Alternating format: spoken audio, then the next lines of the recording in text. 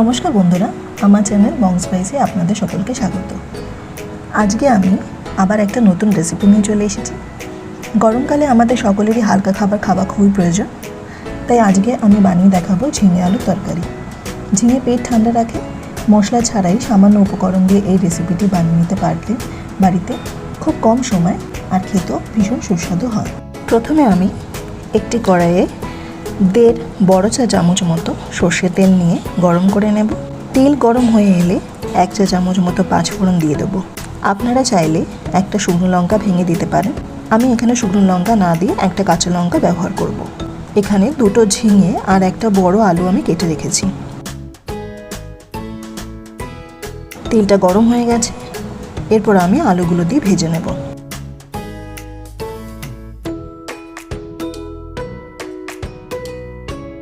এখন ঝিঙেগুলো দিয়ে দেব। এরপর 1/2 চা চামচ মতো হলুদ গুঁড়ো, নুন স্বাদ মতো দেবেন, আর একটা কাঁচা লঙ্কা চিড়ে দিলাম। নুনটা প্রথমে বুঝে দেবেন, কারণ ঝিঙেগুলো যখন গলে যাবে তখন নুনটা বেশি লাগতে পারে। প্রথমে সামান্য পরিমাণ দিয়ে পরে যদি মনে হয় তাহলে আরও নুন অ্যাড করে দিতে পারেন।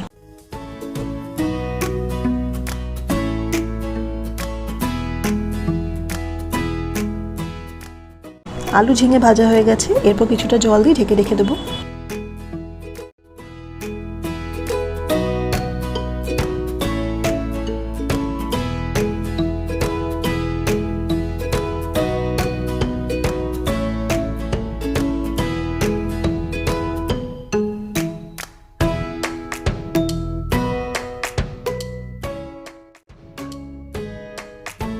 আলু ঝিঙে সেদ্ধ হয়ে গেছে। এখানে আমি সামান্য পরিমাণ চিনি দিয়ে দেব। আমি এইভাবেই নামাবো। আপনারা চাইলে আপনাদের ইচ্ছে মতো জল শুকিয়ে নিতে পারেন। আশা করছি আজকের রেসিপিটি ভালো লেগেছে। আমার ভিডিওটি ভালো লাগলে আমার চ্যানেলটি সাবস্ক্রাইব করে বেল আইকনটি প্রেস করে দেবেন, যাতে পরবর্তী ভিডিও নোটিফিকেশন আপনারা পেয়ে যান।